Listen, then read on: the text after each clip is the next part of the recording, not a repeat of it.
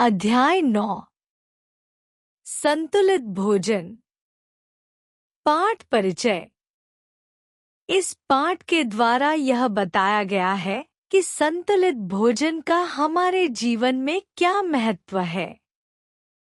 संतुलित भोजन खाने से हम किस प्रकार रोगों से दूर रह सकते हैं। व्याख्या। पाठ का मुख्य उद्देश्य यह है कि संतुलित भोजन के सही मायने समझाकर लोगों को इसकी आवश्यकता और लाभ से अवगत कराया जाए। संतुलित भोजन केवल भूख मिटाने के लिए नहीं, बल्कि शरीर की विभिन्न आवश्यकताओं को पूरा करने के लिए होता है। कठिन शब्दों के अर्थ। संतुलित भोजन ऐसा भोजन जिसमें सभी पोषक तत्व संतुलित मात्रा में हों। रोगों से दूर रहना, बीमारियों से बचाव करना। वायु और जल के पश्चात हमारी सबसे बड़ी आवश्यकता है भोजन। मनुष्य को भोजन प्राप्त करने के लिए बहुत परिश्रम करना पड़ता है। अच्छी बुरी सभी प्रकार की वस्तुएं भोजन के लिए उपलब्ध हैं। हमें सही चीजों की पहचान होनी चाहिए, तभी हमें संतुलित भोजन प्राप्त हो सकता है। व्याख्या। इस अंश में बताया गया है कि भोजन हमारे जीवन के लिए वायु और जल के बाद सबसे महत्वपूर्ण आवश्यकता है। हालांकि भोजन प्राप्त करना आसान नहीं है, इसके लिए मनुष्य को मेहनत करनी पड़ती है। लेकिन केवल भोजन प्राप्त करना पर्याप्त नहीं है, हमें यह भी सुनिश्चित करना चाहिए कि जो भोजन हम खा रहे हैं वह स्वस्थ और संतुलित हो। सही प्रकार का भोजन ही शरीर के पोषण और ऊर्जा की आवश्यकता को पूरा कर सकता है। कठिन शब्दों के अर्थ।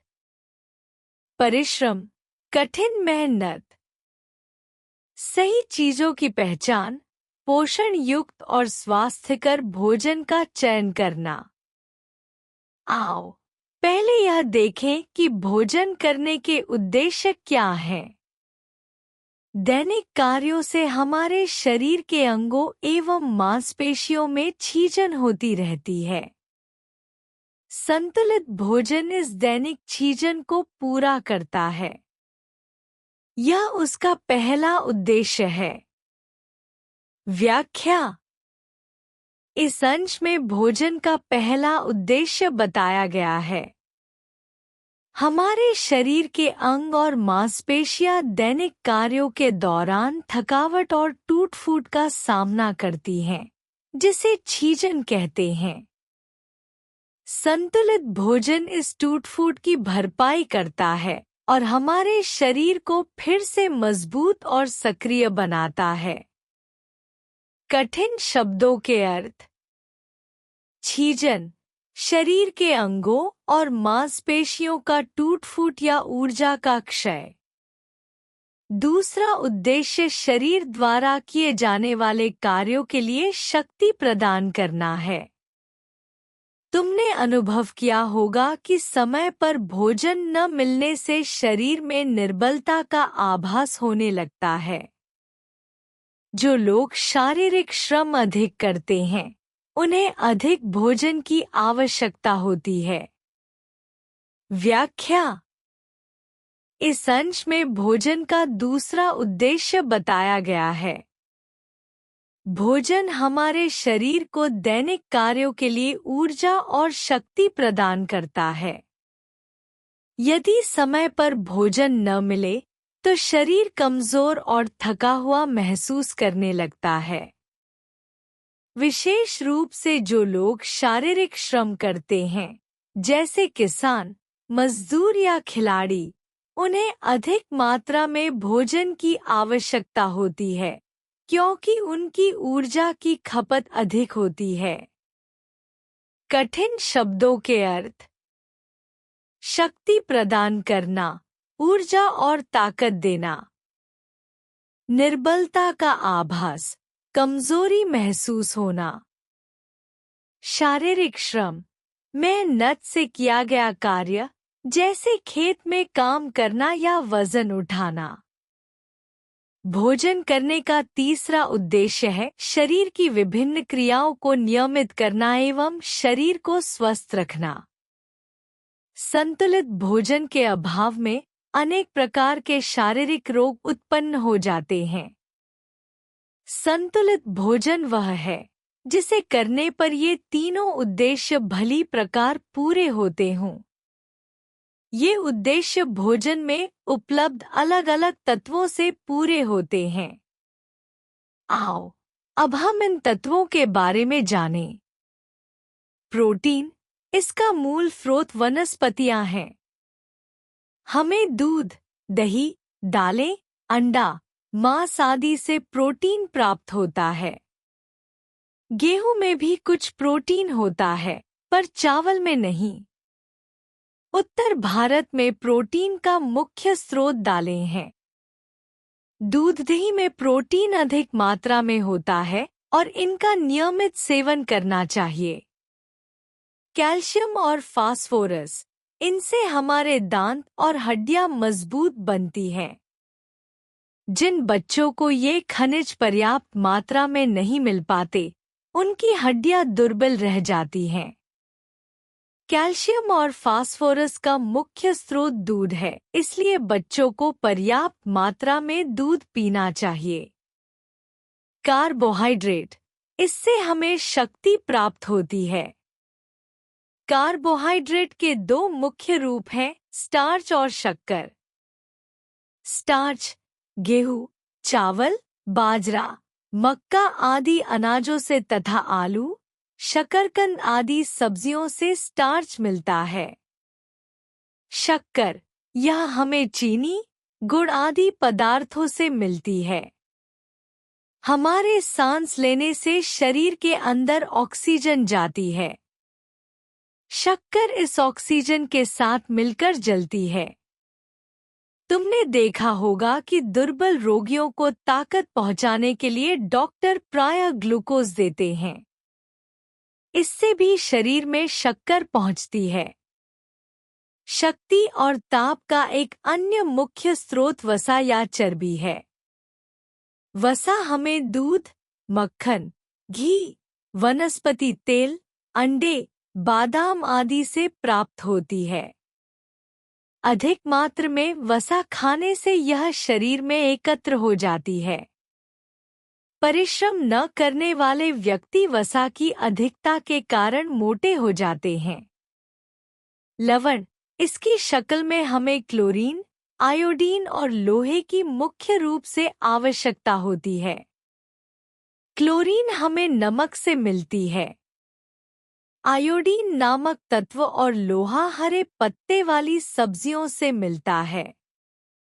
हमारे खून का लाल रंग उसमें उपस्थित लोहे के कारण ही होता है।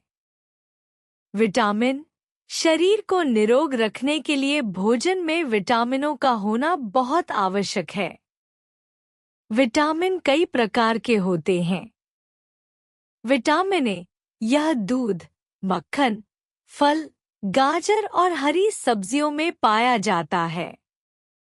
विटामिन ए के अभाव में आंखें कमजोर हो जाती हैं। यही विटामिन हमें संक्रामक रोगों से भी बचाता है। विटामिन बी, यह गेहूं, जौ, चावल आदि में पाया जाता है। यह पाचन क्रिया में सहायता देता है। इसकी कमी होने पर जीभ पर छाले पड़ जाते हैं। विटामिन सी, यह संतरा, आंवला जैसे खट्टे फलों, टमाटर, प्याज, अंकुरित चनों एवं दालों में पाया जाता है। इसकी कमी से मसूड़े कमजोर पड़ जाते हैं। विटामिन डी, यह हमारे दांतों और हड्डियों को मजबूत रखने के लिए आवश्यक है। इसका सबसे अच्छा स्रोत धूप है। यह हमें दूध से भी प्राप्त होता है। ध्यान रखिए, हमारा पेट इन्हीं चीजों की भाषा समझता है, जबकि हमारी जीभ भिन्न भिन्न प्रकार के चटपटे व्यंजन चाहती है। इसका मतलब यह कदापि नहीं कि हमारा भोजन स्वादिष्ट नहीं होना चाहिए। सदैव स्मरण रखें कि भोजन में तो स्वाद होना चाहिए, पर स्वाद के लिए भोजन नहीं होना चाहिए। जल भी संतुलित भोजन का एक अंग है। दिन में 8-10 गिलास जल अवश्य पीना चाहिए। जल के अभाव में कब्ज की शिकायत हो जाती है।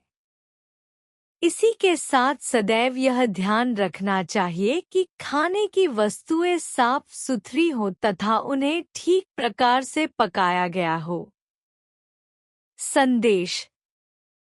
इस पाठ से हमें संदेश मिलता है कि हमें सदैव संतुलित भोजन करना चाहिए। संतुलित भोजन खाने से हमारे शरीर को ऊर्जा मिलती है। संतुलित भोजन से हमें पर्याप्त विटामिन व प्रोटीन मिलते हैं। निष्कर्ष। इस पाठ से यह स्पष्ट होता है कि संतुलित भोजन हमारे शरीर के समुचित विकास, ऊर्जा प्राप्ति और रोगों से बचाव के लिए अत्यंत आवश्यक है। भोजन केवल पेट भरने के लिए नहीं, बल्कि शरीर की विभिन्न आवश्यकताओं को पूरा करने के लिए किया जाता है। संतुलित भोजन में प्रोटीन, विटामिन, खनिज, कार्बोहाइड्रेट, वसा और जल का समुचित संतुलन होना चाहिए।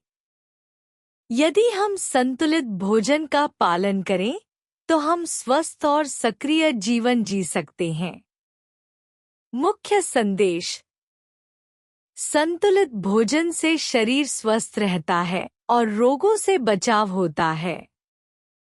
भोजन स्वादिष्ट होना चाहिए, लेकिन केवल स्वाद के लिए भोजन नहीं करना चाहिए। शरीर को आवश्यक पोषक तत्वों की पूर्ति के लिए विभिन्न प्रकार के खाद्य पदार्थों को संतुलित मात्रा में लेना चाहिए। जल भी संतुलित आहार का एक महत्वपूर्ण भाग है, जिसे पर्याप्त मात्रा में ग्रहण करना चाहिए। स्वच्छता और सही प्रकार से पकाया गया भोजन ग्रहण करना आवश्यक है। इस पाठ का मुख्य उद्देश्य हमें संतुलित भोजन की आवश्यकता और उसके महत्व को समझाना है, ताकि हम अपने स्वास्थ्य का उचित ध्यान रख सकें।